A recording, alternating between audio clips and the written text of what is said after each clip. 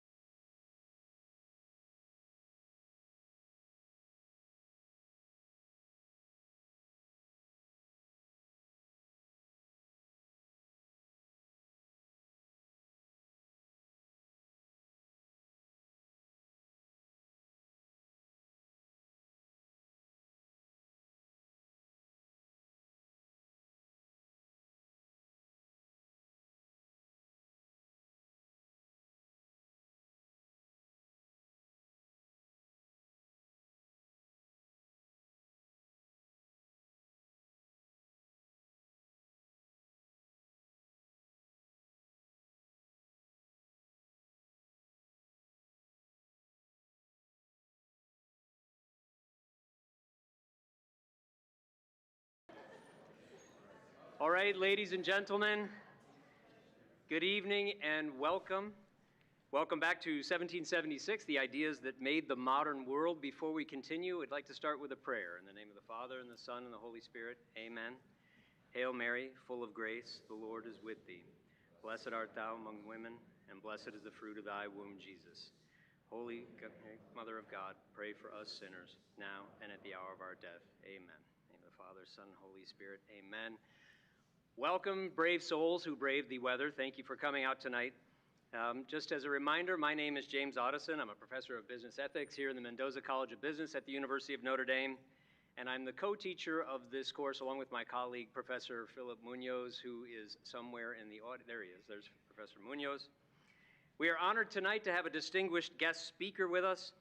Bradley J. Birzer is the Russell Amos Kirk Chair in American Studies and professor of history at Hillsdale College in Hillsdale, Michigan. Professor Birzer received his Bachelor of Arts degree from the University of Notre Dame in 1990. He lived in Zom Hall. He went on to receive his Ph.D. in history from the most recent university in the state of Indiana to win a national championship in football, Indiana University in 1999. Let's not hold that against him. He's the author of many books, including the award-winning Russell Kirk, American Conservative, American Cicero, The Life of Charles Carroll of Carrollton, and Sanctifying the World, The Augustinian Life and Mind of Christopher Dawson. His work has been favorably reviewed in the New York Times, the Wall Street Journal, the Los Angeles Times, many other places. And this year, he has not one but two books forthcoming. The first one coming out in May is called The Declaration of Independence, 1776 and All That, particularly appropriate for this evening's lecture. And his second one, which is arriving in November, is called Tolkien and the Inklings, Men of the West. Now, on a more personal note, Professor Birzer and his wife, Deidre, who is also an academic and is also present, joins us this evening. They have 7 children, and as he reports, apparently 5 cats and 1 dog. On an even more personal note, Brad and I were roommates here together at the University of Notre Dame as undergraduates, and so that's his official picture. This is how I met him, what he looked like when I met him, and you can see there he's studying something very carefully, and there are books in the background. And I promised him I would not show you the picture that's a little more embarrassing, so I'm definitely not going to show this picture of us when we were studying abroad in Austria. Professor Birzer's talk tonight is entitled, How Anglo-Saxons and the Celts Remade the World in 1776. Thomas Jefferson and Adam Smith, please join me in welcoming Professor Bradley Birzer.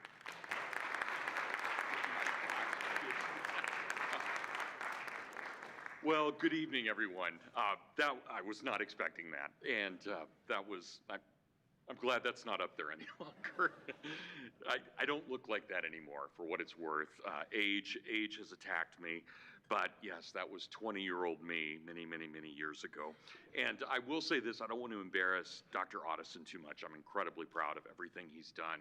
But to hear him say the Hail Mary, I knew him when he was a reprobate Lutheran. So this is great. So he's evolved in the right direction, which is great. An absolutely huge thanks to everybody here.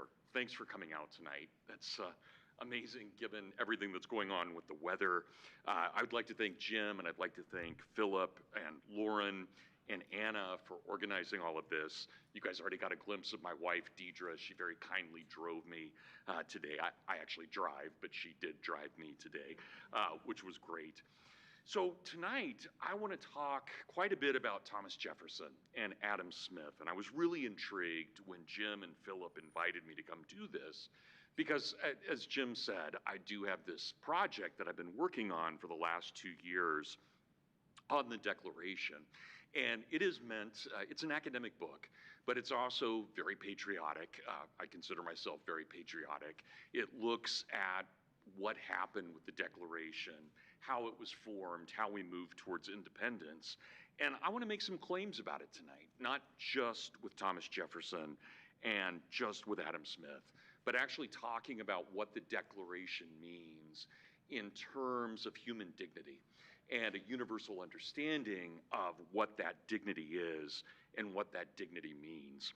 And so my discussion, looking at the kind of Anglo-Saxon roots and the Celtic roots of Western civilization in 1776, is really just a secretive way by which I can actually talk about the Declaration and move around it. But I do want to break this down and try and talk why or understand what was going on in 1776 and what made it so unusual in the history of the world.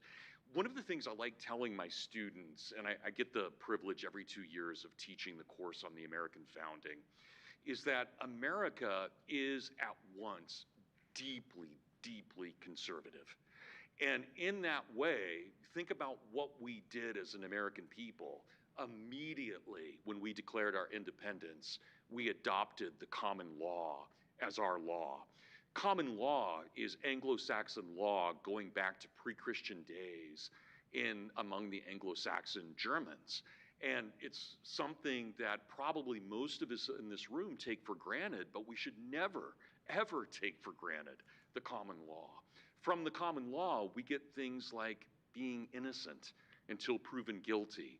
We have a trial by jury if we're arrested. The government does not have the right to our body. We have the right to habeas corpus. We don't have to be put under cruel and unusual punishment. All of those things that we get from the common law are actually older than Christianity. They derive deep in our Anglo-Saxon roots. And I say that as somebody, I took a 23andMe test not too long ago.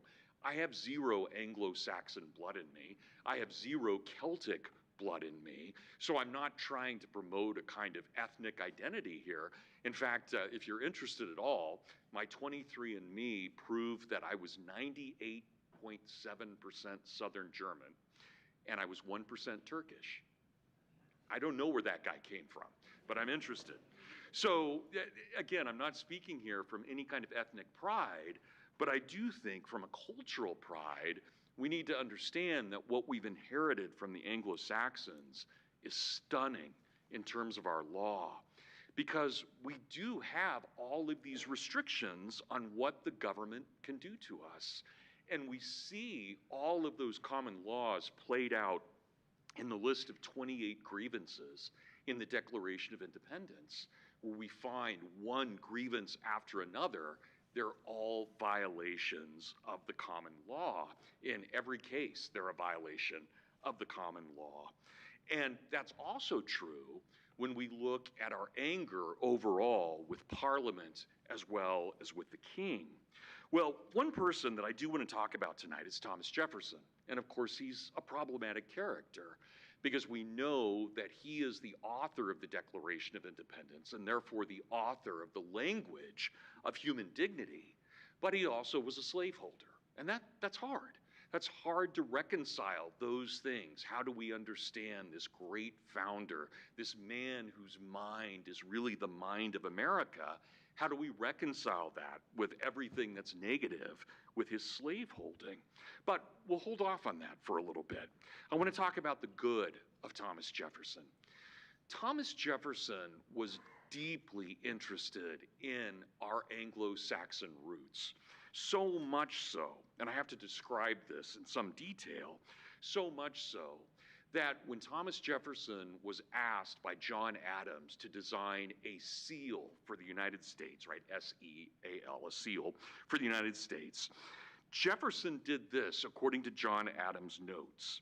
Mr. Jefferson proposed that on one side of the seal, we would see the children of Israel in the wilderness, led by a cloud by day and a pillar of fire by night. On the other side of the seal, we would have Hengist and Horsa. Now, let me just see a show of hands. How many people in here know who Hengist and Horsa are? Yeah, a couple of you, but not many. It's a rare, weird kind of recommendation on Jefferson's part. But let me continue with what John Adams said. The Saxon chiefs, from whom we claim the honor of being descended, and whose political principles and form of government we have assumed. Now that's amazing. Who are these guys, Hengist and Horsa? Well, we don't know much about them. In fact, what we really know about them is far more mythic than it is historical. Hengist and Horsa, by legend, and again, it's almost completely by legend, were the two Anglo-Saxon warriors who led the expedition from Saxony, from what's now German, across the Atlantic or across the Straits into England, and then invaded Celtic England. And that's amazing to think about that, because we're dating ourselves back to about 450 AD at that point to think about these characters, Hengist and Horsa. Here's what Jefferson said about this. It's a bit of a long quote, but I think it's really good to get an estimation of what he was trying to do. Jefferson wrote a piece, he was only 31, he wrote a piece secretly in 1774 that was then taken by a number of people who liked it and published it against Jefferson's will, and with his name. They published it as what was called a summer review. And it's good for us that these people did this, even though Jefferson was quite angry about it. It's good for us because this is how Jefferson gained his reputation in America, and it's why he was asked to draft the Declaration 2 years later. But in this summer review, this is what Jefferson says. He says, to remind him, the king, that our ancestors before their immigration to America were the free inhabitants of the British dominions in Europe and possessed a right which nature has given to all men of departing from their country in which chance, not choice, has placed them, and of going in quest of new habitations, and of their establishing new societies under such laws and regulations as to them shall seem most likely to promote public happiness. That their Saxon ancestors had, under this universal law, in like manner left their native wilds and woods in the north of Europe, had possessed themselves of the island of Britain, then less charged with inhabitants, and had established there that system of laws which has so long been the glory and protection of that country. And again, there's a mythic element to this, but I also want us to take this seriously. When Jefferson says we have inherited the Anglo-Saxon law, that really matters. That means that every one of us, when we go into a court of law, we are engaging in a form of law that has been there by tradition for well over 2,000 years. We don't even know who created a trial by jury. So let me jump back a moment to what I said a few minutes ago, and that is, when I teach the founding, I get to teach my students that America is incredibly conservative. And it's conservative because it conserves those ancient traditions of Anglo-Saxon law. And I think every one of us in this room, doesn't matter who we are, white male, black female, doesn't matter, Gentile Jew, we have all benefited mightily from being under Anglo-Saxon law. It's one of the greatest contributions to civilization that we've ever seen. But on the other side of this, there's also a deep, deep radicalism in the American Revolution. Let me give you an example of how radical the American Revolution could be. In 1649, Maryland tried an experiment. It was an incredible experiment. It was an experiment in complete religious toleration. Any denomination of Christian, Jew, Muslim, atheist, anybody could live according to their own understanding of God, or even their lack of understanding of God, in Maryland as of 1649. But Maryland did something that I think we would all bristle about, because how did they allow for complete religious toleration, which is great? They turned around and said, well, we're going to have to put immense restrictions on free speech.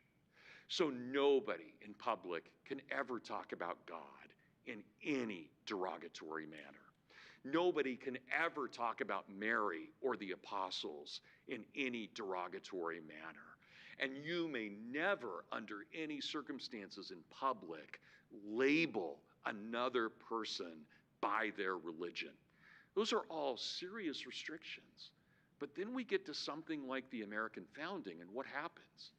We have not only complete freedom of speech, but we have complete freedom of religion. It's incredible, absolutely incredible. And that is a slow process to get to that.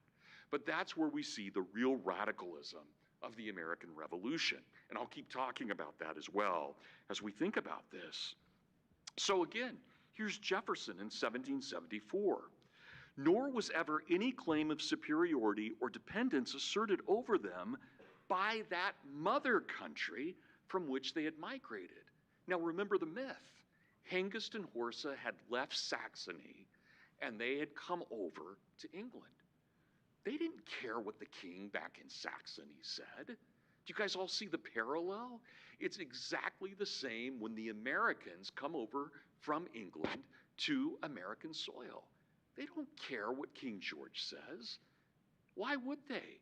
Their ancestors have already proven that they can live according to their own lights. And that's amazing. But there we see that with Jefferson. So let me say this before I move on from Jefferson for a moment. We know that in America, during the American founding, and it's one of the most astounding things about the American founding, there were only in America, in the 13 colonies, roughly 5,000 different titles of books. That was it. There were more than 5,000 books, of course, but only 5,000 different titles. And there were only a few public libraries. There were only 9 colleges in America. So what this means, and of course, think about these people, and I can say this at Notre Dame, and we can all understand this because it's not quite who we are, but think about Americans. Americans, without question, in 1776, are the most Protestant Protestants anywhere in the world. These are people who had left England in the middle of their Reformation, 100 years after the Reformation in Germany. It's still going on in England. There's a civil war in the 1640s in England. And when the Puritans come to New England, they're doing everything they can to escape from the Anglicans. And when the Anglicans come to Virginia, they're doing everything they can to escape from the Puritans. Right there in colonial settlement, we see already the seeds of the American Civil War. These two opposing forces that absolutely hate each other. But regardless, we can say this about Americans being Protestant. One of the great advantages of a Protestant people, they're almost completely literate. We had the highest rates of literacy among white Americans during the Revolution of any place in the world.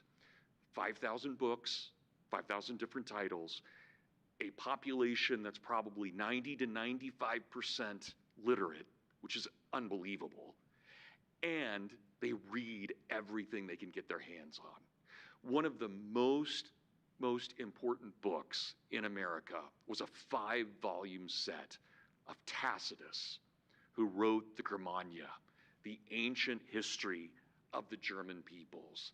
And this 5-volume set was owned by almost every family who had a collection of books in America. And they loved it. They thought deeply about what these Anglo-Saxons were and what our inheritance was. So let me just mention this about Tacitus. Tacitus is also very mythical. We don't know if what he writes is factual or not. We know that he's very much writing against the Roman Empire, and he's presenting the Germans, the Anglo-Saxons, as a morally superior people to the Roman imperials. But it is really interesting. When we look at what he says about the Germans, he says 3 things that matter for the American colonists. Number 1, they always had an elective king, just like we have an elective president. They always had an elective king. And that king was always counterbalanced by his witan, what we would now translate as parliament or Congress. So all the way back into pagan ancient times, we already see a kind of thriving monarchical republicanism or democracy, a very primitive democracy. Number two, and this could make us uneasy in 2026 as well, but they had the common law, and in particular, they had very, very strict criminal laws. I won't go into some of those because they are, especially right after dinner, a little upsetting, but they're interesting nonetheless. But number three, and we can agree to understand that this is a traditional morality, whether we exactly agree with it or not. Marriage was absolutely the norm among the Germans. Not among the Romans, of course, where you could have affair after affair after affair. It was completely verboten among the Germans. And not only that, about the greatest sin you could commit among the Germanic tribes was to have an abortion. It's really interesting. So we can imagine they have this very, very traditional morality. Okay, one last thing, then I'm going to switch to Adam Smith for a moment.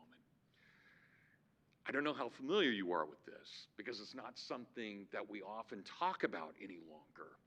But remember, the Declaration of Independence is passed on July 4th, 1776. It sees print in book form on July 6th.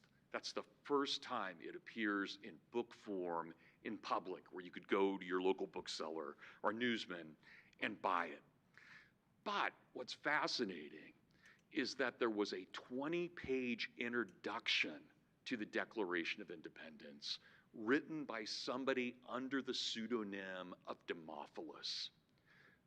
We don't know who Demophilus was. Probably a guy, a radical Pennsylvanian by the name of George Bryan. That's our best guess, but we don't know. But what Demophilus does is he gives an entire history of Anglo-Saxon England. He starts with Hengist and Horsa, and he concludes by stating that the passage of the Declaration of Independence is the most recent moment in Anglo-Saxon history. That's incredible to think about how that lineage works out. So keep that in mind, and we'll come back to that in just a moment. Well, let's turn to this other great figure in 1776.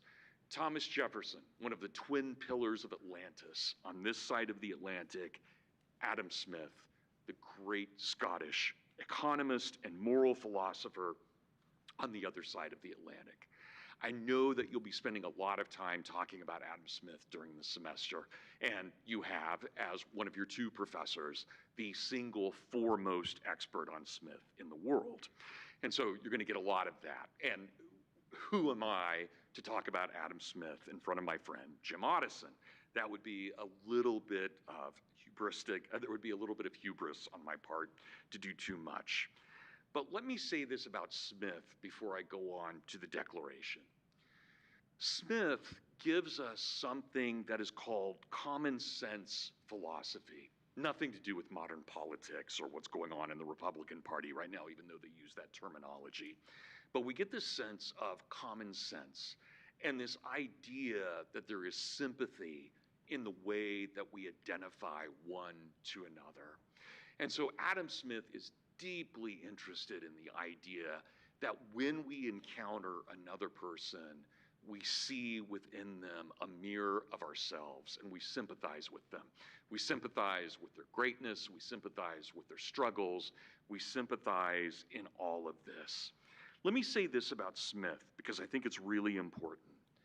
Smith is deeply influenced by the ancients as well, just as Jefferson is. Jefferson is deeply influenced by Tacitus. Smith is deeply influenced by the Stoics. Great figures of the pagan world, incredible figures, people like Zeno and Cleanthes, later Virgil, Cicero, who never called himself a Stoic but was very Stoic, Marcus Aurelius, Epictetus, this long lineage of great Stoic philosophers. And at Notre Dame, I think this really matters when we think about Stoicism. Stoicism as a philosophy develops around 322 BC in Athens. And it's created by a guy named Zeno and his second in command, Cleanthes. And when they create Stoicism, they adopt a god because they're trying to basically take Plato and Aristotle and make not quite a religion. It would be like if you guys went down to your Barnes & Noble and went to the self-help section. That's the kind of thing they're trying to create. Not quite a religion, but something shadowing a religion. But when they adopt their God, they adopt a term that dates back to 510 BC to a philosopher named Heraclitus, who said that if we are to understand the beginning of all things, what holds the God to the human being, it would be the Logos. Amazing. We're going to see St. John adopt the same term around 100 AD. A long tradition there, going from Heraclitus to the Stoics all the way into the Christians. So here's Smith. Such was the philosophy of the Stoics, a philosophy which affords the noblest lessons of magnanimity. It is the best school of heroes and patriots, and to the greater part of whose precepts there can be no other objection except that honorable one, that they teach us to aim at perfection altogether, especially within the reach of human nature. Okay, here's what I want to state about this. Think about what we have with Thomas Jefferson, and then think about what we have with Adam Smith. They could be wrong about this. I don't think they are. But look at what they both tried to do. They are both trying to give us a universal understanding of the human person. Not black, not white, not male, not female, not Gentile, not Jew, the human person. Who are we? In a less sexist time, we would have said, what is man? What is the human person? What is that? What do we find? I'm going to turn back to Jefferson for a moment, and I want to read to you a letter that he wrote just 14 months before he died. Of course, he doesn't know his death date. Amazingly enough, he and John Adams both die within a few hours of each other on the 50th anniversary of the signing of the Declaration of Independence. Amazingly enough, they die July 4th, 1826, again, within a few hours of each other. This is one of those, everybody who's ever taken history knows this little factoid that they died on the same day on the 50th anniversary. What we don't understand, and what I think we need to reclaim, is an image of what that meant for the American population at the time. When those two men died on the 50th anniversary of the signing, almost every American, remember, Catholics don't really come to America until the 1830s. That's when we start seeing large Catholic migrations, especially in the 1840s, about equal Lutheran and Catholic coming in the 1840s. But up to this point, we only have a few Irish families in Maryland. And so Catholicism, we're talking about less than a 10% of the US population, still deeply, deeply Protestant. But when that happens, America is absolutely convinced that God is smiling upon her. They see that moment of the twin deaths of the two authors of the Declaration as absolute assurance. Think about Calvinism, think about covenantal theology. They see this as absolute assurance that God is smiling upon us. That's when the Declaration takes off. The Declaration, since 1826, has always had a very high reputation in America, but it didn't mean much for the first 50 years. It was that moment, which was seen as providential, that mattered.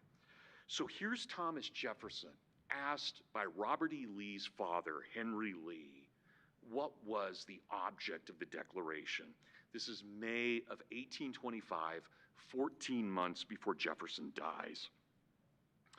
With respect to our rights and the acts of the British government contravening those rights, there was but one opinion on this side of the Atlantic. All American Whigs. We now say patriots. They called themselves Whigs. And we say loyalists for those who opposed them, but they said Tories. So just keep that in mind. All Whigs thought alike on this subject. When forced, therefore, to resort to arms for redress, an appeal to the tribunal of the world was deemed proper for our justification. This was the object of the Declaration of Independence, not to find out new principles or new arguments never before thought of, not merely to say things which had never been said before, but to place before mankind, notice the universal language there, to place before mankind the common sense of the subject in terms so plain and firm as to command their assent and to justify ourselves in the independent stand we were compelled to take, neither aiming at originality of principle or of sentiment, nor yet copied from any particular and previous writing. It was intended to be an expression of the American mind, and to give to that expression the proper tone and spirit called for by the occasion. Now that's stunning. And what this means brilliantly for us is that when we as Americans look back to the Declaration of Independence, it's not just a reflection of the mind of Jefferson. If so, it's a really fallible document. But as a reflection for the whole American character, that's something very, very different. And there is a truly universal quality in what is going on there. All of its authority rests on the harmonizing sentiments of the day, whether expressed in conversation, in letters, in printed essays, in books of public right.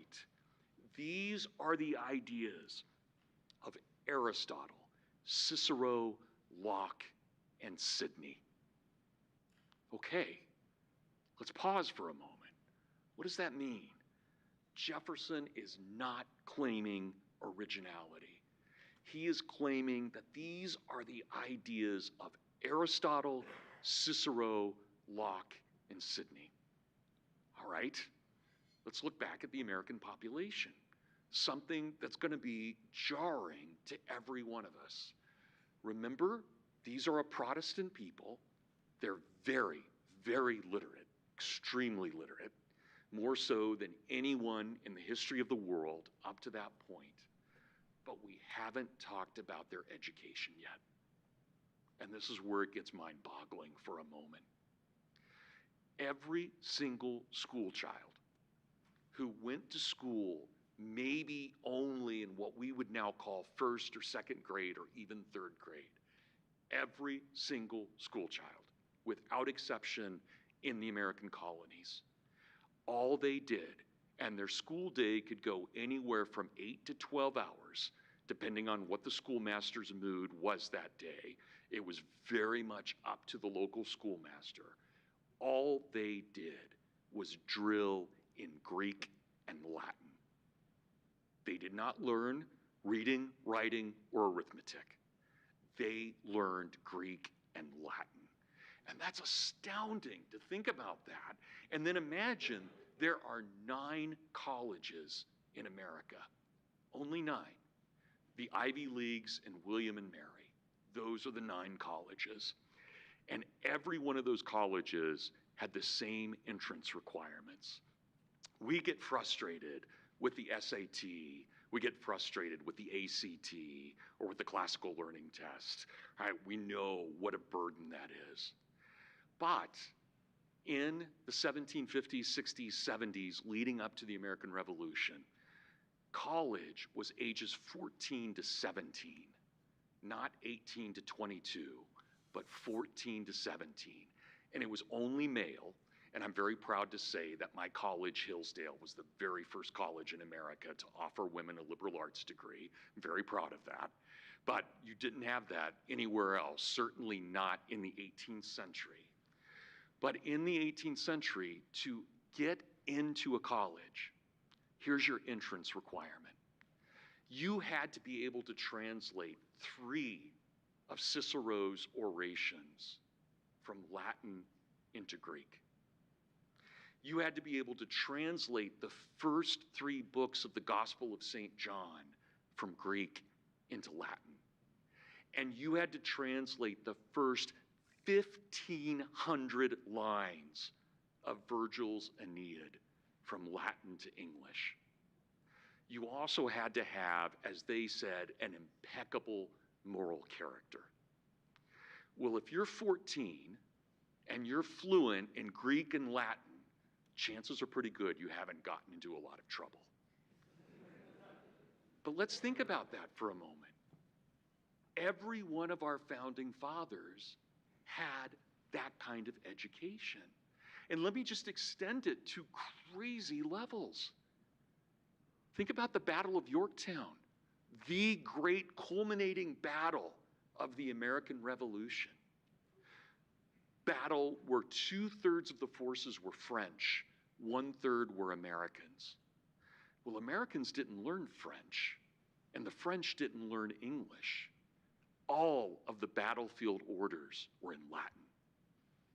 It's incredible, absolutely incredible. So when Jefferson tells us these are the ideas of Aristotle, Cicero, Sidney, and Locke, we can take him very, very seriously about that. That was America at that time, something that we've almost entirely lost. So I want to turn to Cicero for a moment, because Cicero is everywhere in the American founding, and he's all over Adam Smith. I would say that if we had to break it down, Cicero may have been the greatest ancient figure to inspire 1776. Cicero is beloved by the American colonists, and no more so than by Jefferson and John Adams, but others as well. I want to read to you something that I find fascinating from Cicero, and a document that would have been well known in its time. This is from one of his more obscure dialogues called On the Laws, very intentionally mimicking Plato's The Laws. And in fact, everything Cicero does is mimicking Plato, but giving it a very Roman character. I don't know how much you guys know about Cicero. Let me just say this. Cicero's like Socrates. He's a martyr. Right? Socrates dies for Athens. Cicero is beheaded and behanded by Mark Antony because he was a Republican, small r Republican. And Mark Antony had him taken out at his estate. And amazingly enough, and again, very mythic, we know that when the head and the hands were brought back to Mark Antony gave a speech to the Senate. The Senate was about 600 members large. Cicero was the greatest of the senators. Mark Antony nailed his head and his hands to the rostra, to the podium in the Senate, and gave his speech. And according to Plutarch, take this for whatever it's worth, but according to Plutarch, nobody could actually see Mark Antony. What they saw was the head of Cicero, and in front of that, a vision in which Mark Antony was writhing in hell. I don't know what to make of that, but I love it no matter what. Here's Cicero on this.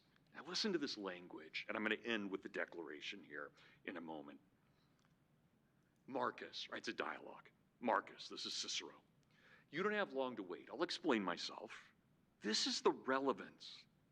This animal, provident, perceptive, versatile, sharp, capable of memory, and filled with reason and judgment.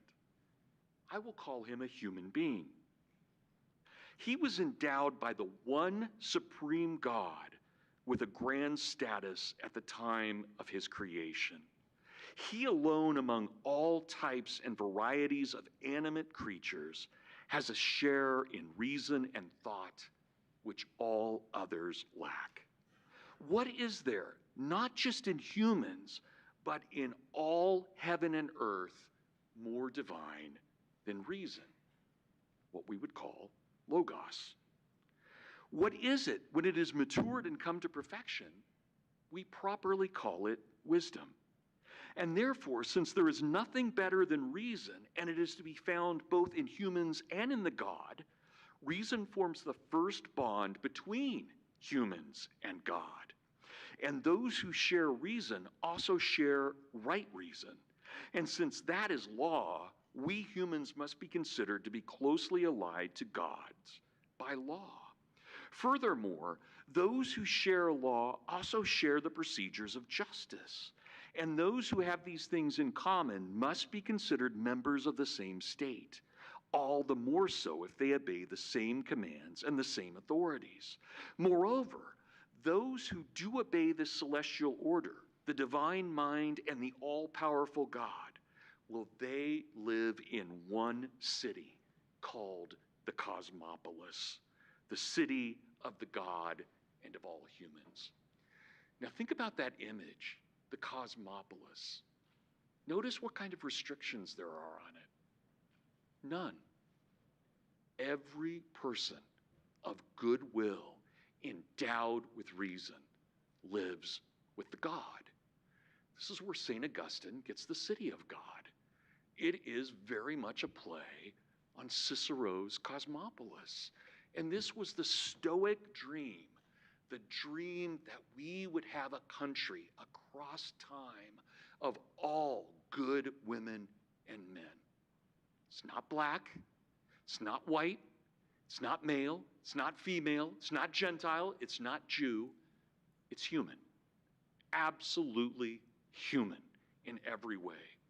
So, let's look at the Declaration, something you guys have all heard since childhood, but it is the 250th anniversary, so let's hear it again. It's gorgeous. We hold these truths to be self-evident. Now just think about that for a moment. I don't have to prove it. It's self-evident. I'm human, you're human. We know in our heart of hearts this is true. We know that. I don't have to go beyond it. It is self-evident that all men are created equal. All right, let's pause. There's no asterisk there. It doesn't say except for Jews or Catholics or Lutherans or Muslims from Somalia. It doesn't say any of that. It says all men are created equal. That is utterly, utterly profound. And I want to say two things at this point as we think about this in Western civilization. It doesn't matter who we are in this room. Every one of us has benefited from two things. Every one of us. Every single one of us. We have benefited from Christianity. Christianity is the single greatest force in the history of the world that has led to equality and the dignity of the human person. It has its problems. It has its faults. It's led to problems here and there. It's led to reformations and revolutions.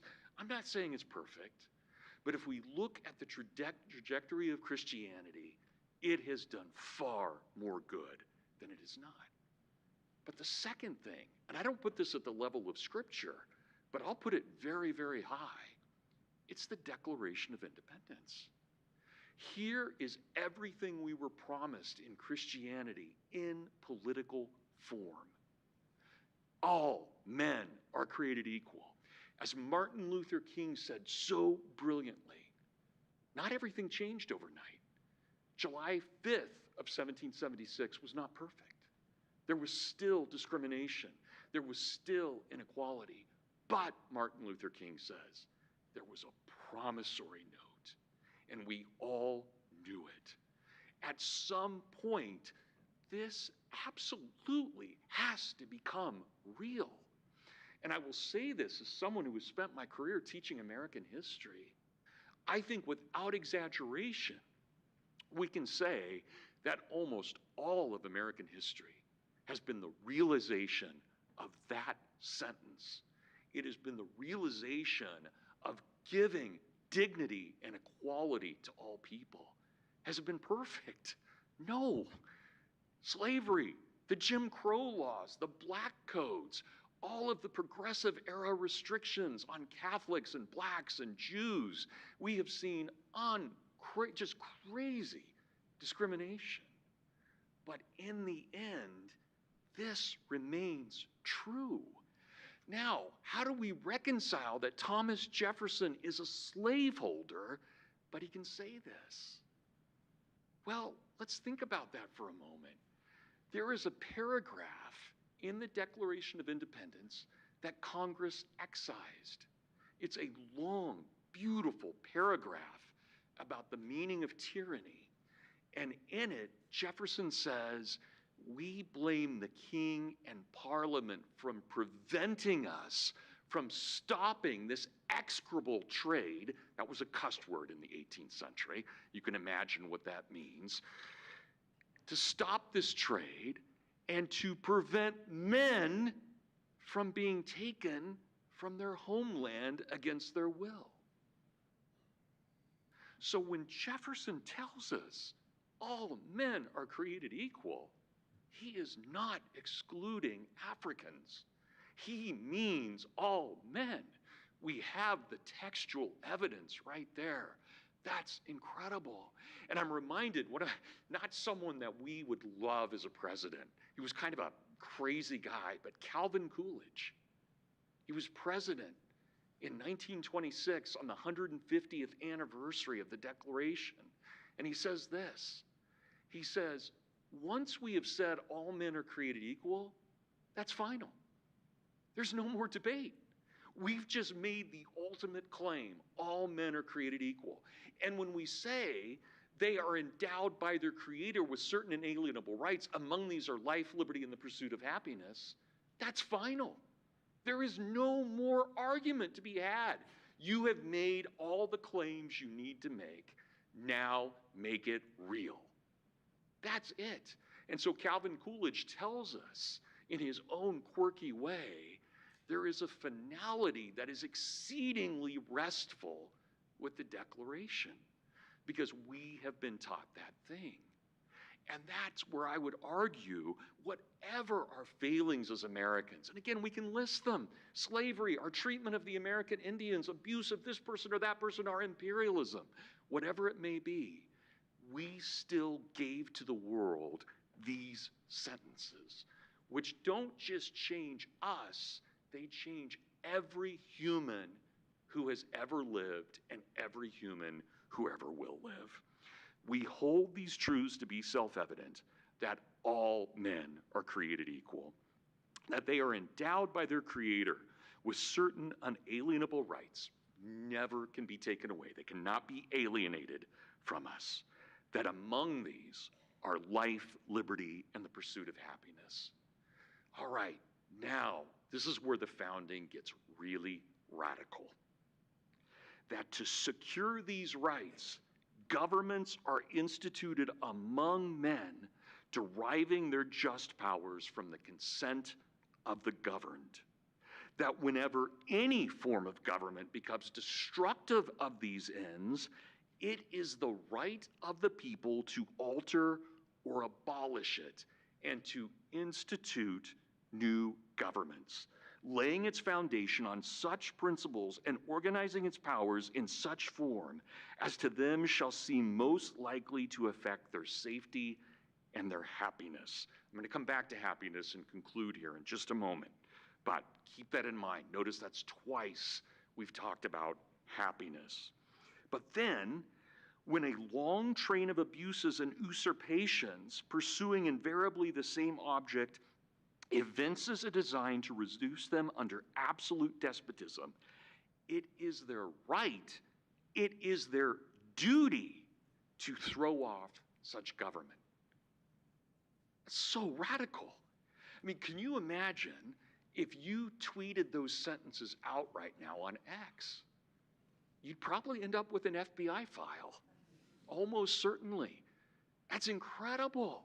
And that's where we see in the American Revolution, we are both very, very traditional and very conservative. And at the same time, we are deeply radical. Two final points. Happiness.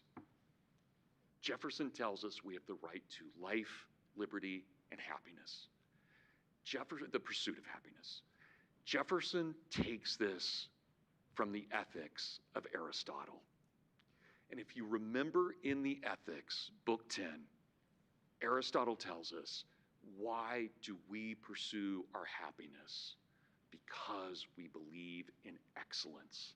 And it's one of the few times that Aristotle gets really metaphysical. When we pursue excellence, we are pursuing God. That's gorgeous. Again, to think about that dignity of the human person.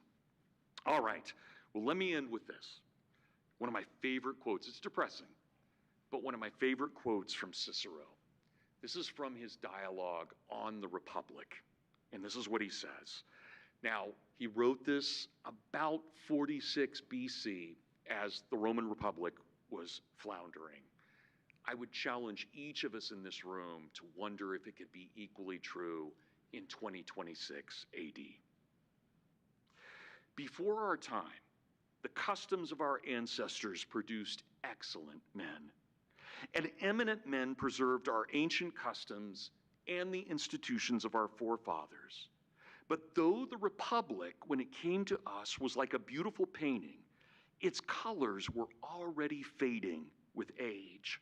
Our own time not only had neglected to freshen it by renewing the original colors, it had not even taken the trouble to preserve its configuration and therefore its frame and its outlines.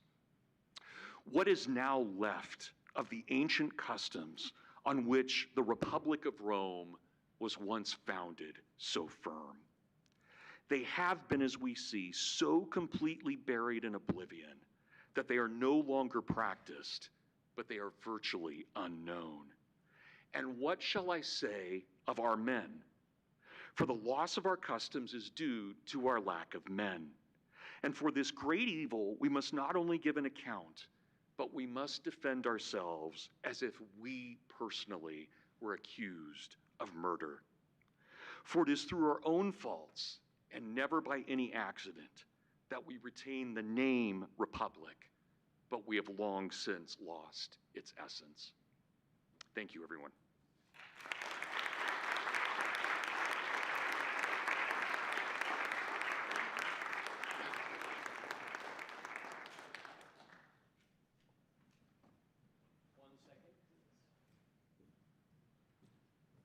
Advertising Sprite.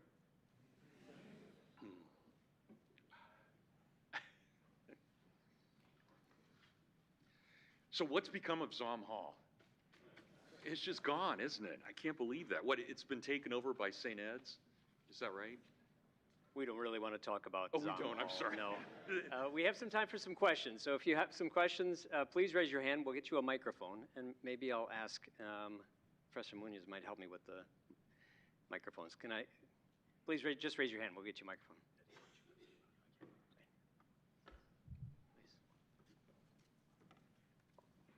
Thank you very much for your talk. I was wondering, how much do you think Jefferson's use of the Anglo-Saxons is a kind of pious fiction or pious myth-making over the deprivations of the Normans? Because when I think of the common law, most of the common law comes from the Norman period, right? The term common law is the law common to the king's courts. So I just wondered, how much do you think the use of this on the seal, much like maybe the people of like the Israelites, is a way of describing a fiction because it's politically useful rather than a real? Yeah, thank you for that. What's your name? Tommy Schacht. I'm a law student, if that was Great, clear. thank you. Yes, it's amazing to go back and look at that. And one of the things I always try to tell my students is that the history that the founding fathers believed in is really not correct at all. But they believed it. It wasn't a lie for them. They truly believed it. And so 1066 in their mind was horrible. Absolutely horrible, right? With William the Bastard coming in, overturning Anglo-Saxon England, they see it as just a complete abomination for what was going on. And the way that they trace it, and again, their history's not good. Again, they believe it. It's just not good. It's more myth than history. But the way they present it, it starts with Hengist and Horsa. It then goes forward to King Alfred, and they love King Alfred. Now, especially, you remember Alfred had translated classical texts, Boethius and so forth. They love Alfred, but they love Alfred especially because he was the first king to take the common law and to translate it into written form. And when, very importantly, when Alfred does that, he says, my job as king is never to make law. It is only to pass judgment on the law that I've inherited. And so that, again, it's very mythic in what they're doing. The founders read that as absolutely essential to their understanding of what law is. And one of the things we don't often talk about in American history, we all know that the American Revolution was a tax revolt. What we don't often think of is that the American Revolution was also very much an attempt to protect common law courts against admiralty courts. And that idea, well, what had happened in America, we had all 13 colonies had been common law, so inheriting that ancient tradition. And there was a movement during the French and Indian War, the Great War for Empire, what we call the French and Indian War. There was a movement to take naval law and to establish it on land, because the judges have a lot more power in naval law than they do in common law. And the real beginning of the American Revolution is James Otis. This is February of 1761. He shows up at an admiralty court. We don't know if he was sober or not. He may very well have been drinking quite a bit. But he shows up in this admiralty court, and he interrupts it, and he gives a 3-hour oration in defense of common law against admiralty. And the two people in the court who are watching this are a very young John Adams and Sam Adams. And John Adams writes afterwards in 1776, he writes, that son, Liberty, was born in February of 1761 and reached maturity on July 4th of 1776. So anyway, I'm not sure I'm answering your question specifically, but they definitely had a very mythic view of what that was. But also remember, and this would be very controversial in 2026, notice what Jefferson's doing. He's basically saying it's perfectly okay for the Anglo-Saxon people to take the land from the Indians because they're establishing something better. That's controversial, right? And I would think we could probably have a pretty serious discussion about that. But that's part of their justification. But I would caution us a little bit about that too. The other great text is the Aeneid. And everybody reads the Aeneid in America, and even if you didn't read it, you would know of it. It was a part of the culture. And remember, in the Aeneid, when Aeneas shows up on the Tiber, when he shows up at Rome, the Latins are all there. And so he still has to conquer them. And so this is one reason George Washington was always called the American Aeneas, because the same story of the Aeneid is playing out on the American soil as well.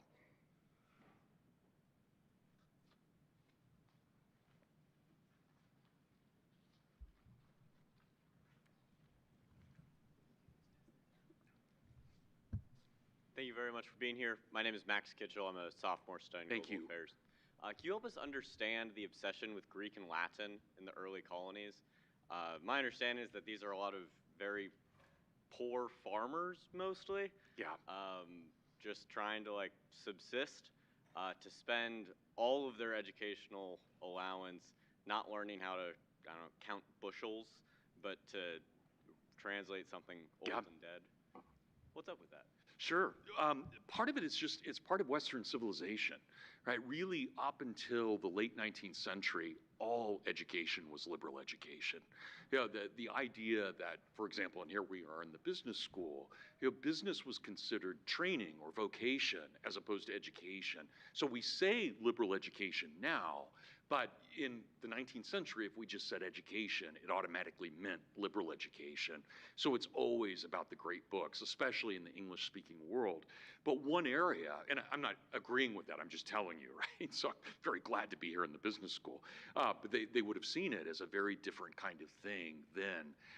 But the way that I think we need to think about this as well is that, and this was very much a part of Protestantism, everywhere the Calvinists went, they had three things. They always had the Geneva Bible, they always had Calvin's Institutes, and they always had Cicero and Plato everywhere they went. So a lot of it has to do with Americans, with their Protestantism and the way that they saw that. But, you look back at John Calvin, his first book was on Stoic poetry. Martin Luther's second command, Philip Melanchthon, there's a long line going all the way from Heraclitus to Socrates, to Cicero, to Augustine, to Aquinas, to the reformers of Protestantism, up to Edmund Burke and beyond, where you've got just classical education being only education. So, but here's a second part to that, and I should have made this more explicit in my talk, but one of the reasons that you would be classically educated is so that you could speak to every other person, in the same way that up until 1962, all Catholic masses were in Latin. Right? It's universal language. And so that was part of it as well. It was just expected that if you and I, you French, or you German and me English, we would be able to converse in Latin with one another if necessary, or even in Greek. Greek doesn't really re-enter the Western tradition until after the Crusades. It's pretty much lost throughout the early Middle Ages, but it does it roars back with the Renaissance. Absolutely roars back to it. So, but I do, and I would say this is why I told you guys, it's kind of jarring and a little depressing. The founders' world is very different from ours. You know, what they believed and the fact that they were so fluent in Latin and Greek, that's lost for most of us at this point. I can't do it at all, even though I study it. You don't want to hear my Latin or my Greek. So, certainly not Hebrew. That's, yeah. Does that kind of answer you? Okay, thank you.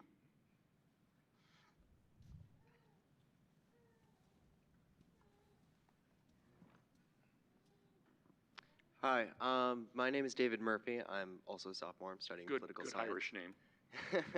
About as Irish as it gets. I'm actually a junior, so got named after my dad, so almost double Irish, but that's beside the point. So my question is, obviously the founders took a lot of inspiration from thinkers like Aristotle, Plato classics, but you also mentioned that they took inspiration from Protestantism, Christianity, and so I'm curious, maybe, were there any specific parts of, or are there any specific parts of the Bible that they took particular inspiration from when crafting their political philosophy, and if so, which ones? Yeah, thank you for that. You know, and again, I'm speaking as a pretty serious Roman Catholic, cradle. It's just who I am. We have 7 kids. I mean, you guys we're pretty Catholic. So I say this with some hesitation, but I do think it's really important that, to be honest about America, we are a very Protestant country, and it'll change. But in our beginnings, when we look at the founding, it is a truly Protestant moment. And we know there's a great book by a guy named J.C.D. Clark, who's a Oxbridge trained, but ended up, of all places, at the University of Kansas. But in his book, he's got a book called The Language of Liberty. He talks a lot about how specifically Protestant we are, to the point where if you took England in 1775, only about 10% of the population would be radical Protestants. In America, it was roughly 75%. So we're not even the same culture at that point in the American Revolution. But yeah, there are certain things they take very seriously in the Bible. There are other things I think they ignore, which I think is a fault of Protestantism. But you know, there are certain things, and if you've ever met a Protestant who really knows their Bible, they know certain things extremely well. And one of them, they know Isaiah, they know Daniel, they know very much the whole dialogue in 2 Samuel in 1 Samuel, between God and Samuel, when Samuel says the people want a king, and God's like, they don't want a king. You don't want a king. Kings are terrible. And they get one anyway. You know, Americans had that memorized, and especially the idea of not having a king. They take God's side on that in all kinds of ways. But the one text that absolutely perplexed them was Romans 13. That we have to take governments as endowed by God with authority. Right? That's something that they go back and forth about. How can we do this? Can we really rebel? Well, we're not really rebelling. We're really establishing England as it should be. I mean, that's where you've got that incredible tension between what is deeply conservative and what is deeply radical. at the same time. But again, and thanks, David, for your question. I think, to be honest, we just have to admit that as Catholics, we really didn't get here until late. And we've had a huge influence, but not on the first 200 years of American history. We're just not there, except for Charles Carroll of Carrollton and John Carroll. But otherwise, and they're the exceptions that prove the rule. Very much so. Does that answer you, David? Yeah, thank you. You're welcome. Thank you. Hi, Professor. Thank you. My name is Jeremy, and I'm a freshman. I just wanted to ask you, not to get too much into sort of race, but you mentioned how 1066 was the worst thing to possibly happen in the founders' minds. How did that play out in terms of their opinion of the French? Did they view the Frankish monarchy as some sort of abomination, and how did that play into how they thought the mythos of Anglo-Saxon England played out? I'm sorry, can you just say the first part again? I didn't hear. What did I say was an abomination? The Battle of Hastings, the William the Bastard. Yeah. Why exactly, and how did that play out? Oh, right. It's also, I'll give you a weird, this may be really weird, but it'll make sense. And you guys heard I've got a book coming out on Tolkien. It's the Shire. For America, Anglo-Saxon England was the Shire. Very little government, everybody's happy, we're all wealthy, we all trade with one another, we've got a great law system. That's how they think about it. And when William the Bastard conquers, he imposes foreign law upon them. He's still Catholic, of course, everybody's Catholic, but he's still opposing them. And that's why someone like Harold of Hastings, who's defeated in 1066, he becomes a great martyr for the Americans. And it's not, Harold's a common name because people love Harold of Hastings. So the way they present it, and again, this is far more myth than it is reality, but the way they present it is that all of English history from 1066 all the way up to 1776 is the struggle between Anglo-Saxon goodness and Norman malice. That's how they think of it. And so every time they get a bad king, well, he's just a Norman. He's just like William the Bastard, right? So if you guys don't know, it's kind of fun to say bastards. I don't get to do that very often. So it's legitimate now. So that's what they're going for, right? And the way they see it. But again, don't put a strict historical view on them. Make it a mythical view that they believe is strictly historical. I think is a better way of thinking about it. All right, then I think we have time for one final question, if anybody wants to have the last question. Maybe I will take the privilege. Can I ask you one final question, Professor Birzer? You wrote a biography called The American Cicero, and that was about Carroll of Carrollton, Yes. Correct? He was the only Catholic signer of the Declaration of Independence, if I recall from your book. Was the Professor Birzer who wrote that book considering the Catholic character of him and his influence to be greater in the American founding than you're describing it now? No, that's a great question, Professor Otteson, Jim. Once you're roommates, there's no professor. What is this? Come on, professor. No, I wouldn't disagree with myself. That's almost 20 years ago now, but I wouldn't disagree with myself then. The thing that was interesting to me about Carroll, so it's I'll try to make this as short as possible. Maryland makes it illegal to be Catholic starting in 1689. There's a coup in Maryland. And a group of radical Protestants come in. They make it illegal to be Catholic. You can't be a Catholic and be in law. You can't be a Catholic and be in, you can be in business, but you're double taxed. You can't be in politics. You cannot raise a child in a Catholic fashion, or that child will be taken away and given to a Protestant family in England to be raised totally separate from you. You cannot marry as Catholics. You cannot have Mass. It's all illegal. And it lasts all the way up. And so what's fascinating about Charles Carroll, his mom and dad, madly in love with each other, they can't marry. They don't have a sacramental marriage. There's just common law as a marriage. And they can't raise their child. So what they do, they send Charles Carroll, and they send Jackie, his cousin, who will later become John Carroll, the first Archbishop in America. They send them to France for 17 years. And both Carrolls, they not only get their BA, They actually get MAs in philosophy, and then they go on and study civil law, and then they go on and study common law. And so when Charles Carroll comes back, it's still illegal to be Catholic in Maryland, but when he comes back, he's the most educated guy Maryland's ever seen. And he starts raising himself very high within that society. And this is something, if any of you are interested in studying the founding, nobody has studied this since 1918. So we're well over 100 years since anyone has studied this. But there's this incredible moment between 1774 and 1776 where committees take over government in America. All the legitimate governments they're gone. Nobody trusts them anymore. So you have a legislature, but nobody pays attention. You have a governor, nobody pays attention. And they're literally groups of men who, and they're always men, who come together and they say, we're now the government. And they actually become the government in almost all colonies. And so for 2 years, you have that. That's how Carroll arose. He became the government. Even though he had been illegal in 1773, by 1774, he's pretty much in charge.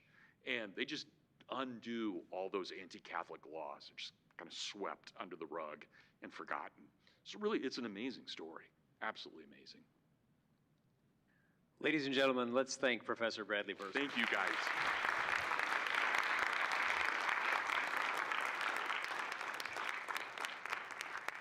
And we will see you next week.